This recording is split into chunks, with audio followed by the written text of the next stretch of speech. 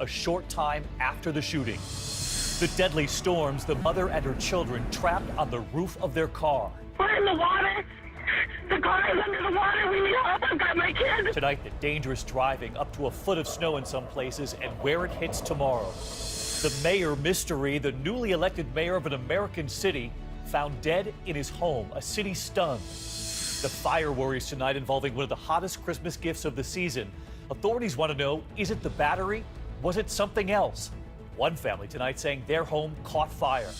And breaking now, the head of Facebook, their new baby, and the other big announcement, promising to give away $45 billion.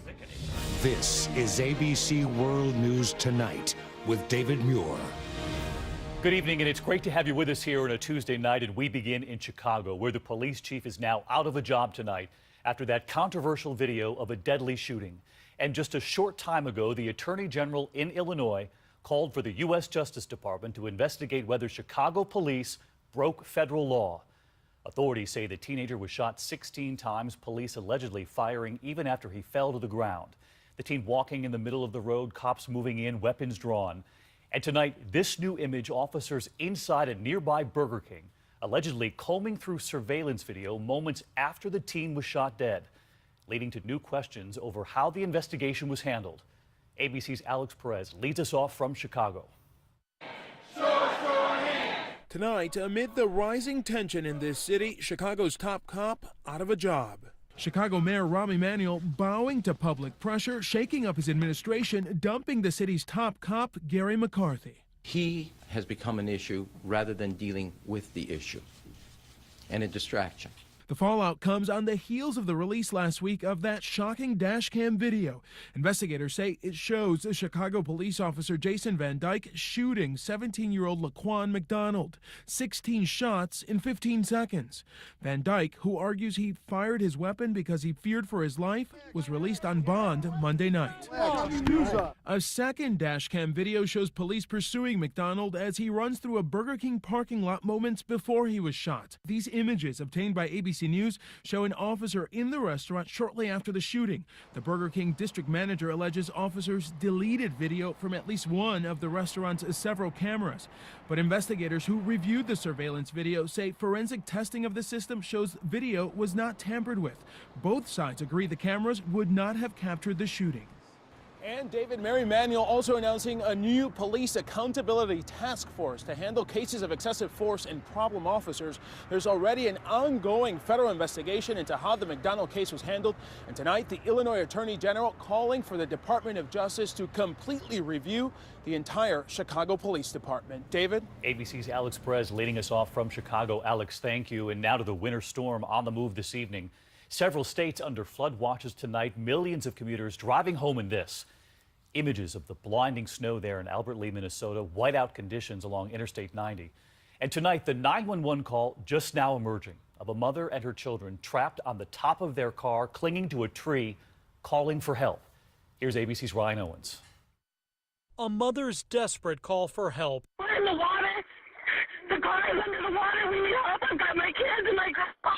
Her SUV swept away by floodwaters. One of my sons is on this tree. You hear the two little ones, just 3 and 1 year old, crying as their mom, 25-year-old Britta Frank, holds on to them for dear life. 6-year-old Miguel clinging to that tree just out of mom's reach. Are you able to reach your son that's on the tree? He's right here. Okay, can he get over to the car with you?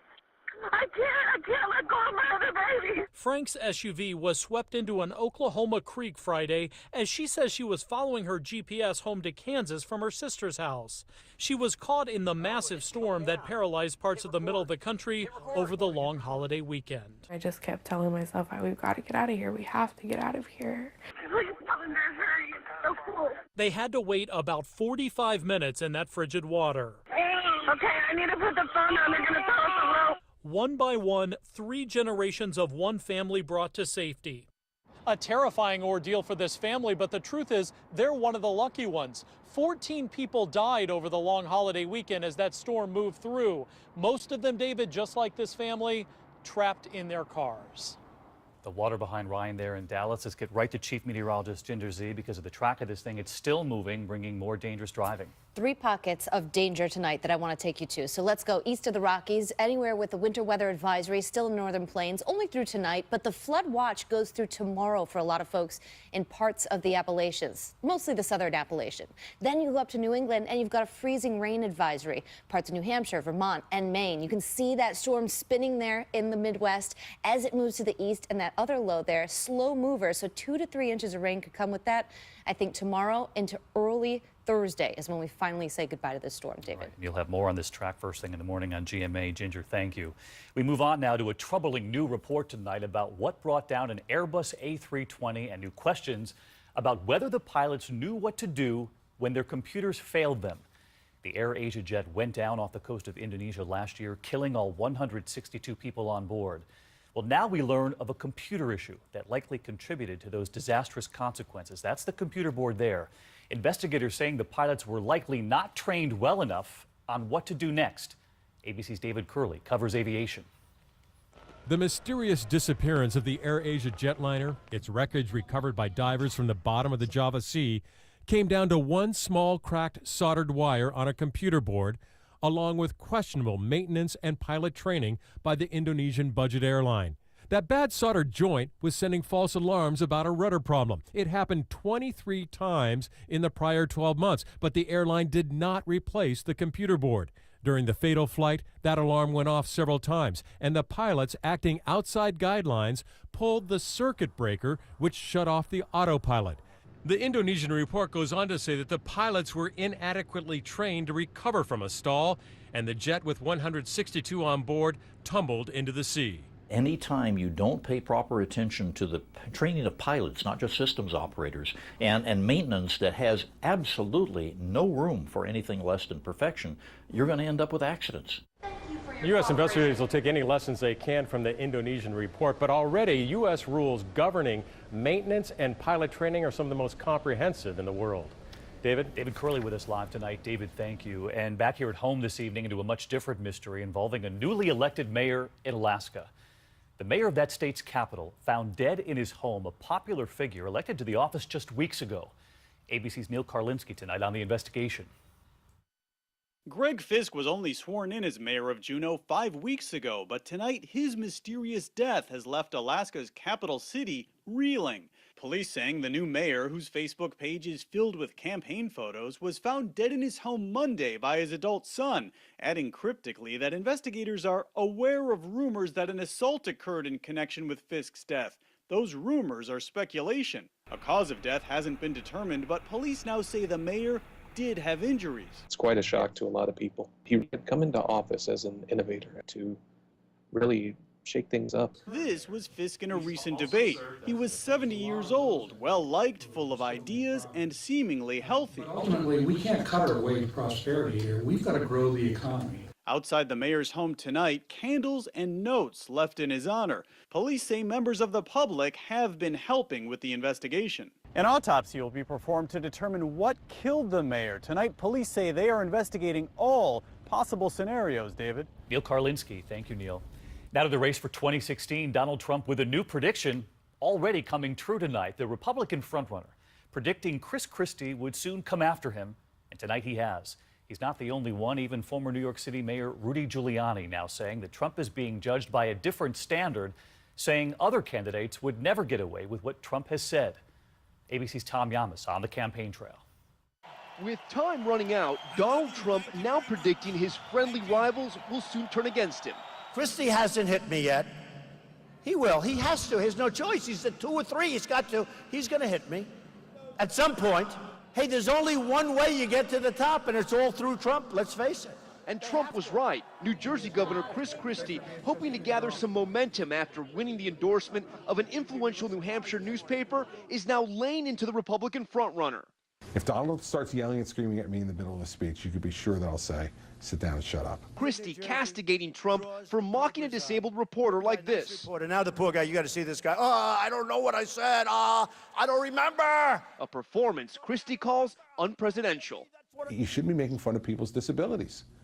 It's just not worthy of someone running for president of the United States. And on Trump's assertion Muslims in New Jersey were celebrating after 9/11, That did not happen in New Jersey that day, and it hasn't happened since. today former New York Mayor Rudy Giuliani agreed, adding that other candidates could never get away with saying the things Trump does. I'd have been thrown out of the race. He is judged by a different standard. Maybe it's because of his background on The Apprentice and an entertainer. And David, on that point, Donald Trump last night threatening to drop out of the next debate unless CNN would pay him $5 million, which he would donate to charity. But Trump later saying he wouldn't skip the debate because he would be called a chicken. David? Tom Llamas on the campaign trail for us tonight. Tom, thank you. And now to the major headline from the Pentagon tonight, the fight against ISIS. Defense Secretary Ash Carter telling Congress today the U.S. will deploy extra troops, special operations troops, to conduct raids in Iraq and Syria, saying a new specialized expeditionary targeting force will be sent to Iraq and will over time be able to conduct raids, free hostages, and capture leaders of ISIS. It comes just as President Obama pushes other world leaders to join the fight. And tonight, this eye-opening number for you. Of the more than 8,500 airstrikes against ISIS so far, the majority, more than 6,600, have been U.S. strikes. So let's get right to ABC's Jonathan Karl in Paris tonight because, John, there is a real challenge for this administration getting other countries to join the fight, to share the burden here. And first, the president has to find a way to ease tensions between Russia and Turkey. It is hard to have a united front when two of the key players that are supposed to be fighting ISIS are in a virtual Cold War with each other, and that is the way it has been since the downing of that Russian fighter jet by the Turkish Air Force. The president met here in Paris with Vladimir Putin. The only photo of that meeting was released by the Russians. In terms of other countries, the British Parliament is voting tomorrow on whether or not to take part in airstrikes on Syria. The Germans are offering more help, but make no mistake, this is and will remain on the military front primarily an American effort. We are the only ones that really have the resources. David? All right, John Karl traveling with the president. John, safe trip back. And the president was in Paris, of course, with nearly 150 other leaders pushing for action on climate change. And tonight, a new warning from Chinese authorities urging families to stay indoors. From Beijing this evening, the image of two people there wearing their masks. You can barely make out the building right behind them. And in the middle of it all, ABC's Bob Woodruff on the streets of Beijing with what he found. This is today in China. Most people staying off the normally crowded streets, and Tiananmen Square, the background barely visible. So this is what it normally looks like here in Beijing as the sun goes down and the cars turn on their headlights. But the sad news is, because of all this pollution, this is noon. That heavy smog stopping traffic on the highways. That sign right there is a warning to drivers, reading visibility low, slow down the speed. The government issuing an alert, advising residents to avoid being outdoors, ordering factories to shut down temporarily, schools keeping the kids inside. This playground empty. As we walked around the city today, everywhere we looked, masks, even on China's youngest, as this country desperately grapples with how to keep its people safe. Bob Woodruff, ABC News, Beijing. Bob Woodruff, our thanks to you from China. And back here at home now, and to a consumer headline tonight, just as millions buy gifts for their children this holiday, one family saying the hoverboard they bought for their son ignited. And you're about to see images of their burned out home amid new questions. Was it the battery? Or was it something else? Here's ABC's Matt Gutman. Ever since celebrities like Justin Bieber and Kendall Jenner began posting videos of themselves slaloming on hoverboards, they've been flying off the shelves. According to eBay, they're selling one every 12 seconds. But it may not just be sales that are hot, some of the boards may be too. It's on fire! Timothy Cade says his hover booster board burst into flame and the lithium-ion batteries shot out. But dousing the gizmo with baking soda didn't seem to help. Hayden Horn grinned when he got this Fit Turbo scooter for his birthday last Saturday. But just a day later, sparks just flying, and the middle part of the board just poof into flames. His mother says the flames consumed their home. We've reached out to the companies, but haven't heard back. Even if your scooter is working perfectly well, you can't ride these things everywhere. In New York City, it's illegal to ride them on the sidewalks and the streets. And starting January 1st here in California, it'll be legal only to ride them on bike lanes and pathways. The documented injuries? People falling off the machines, landing a few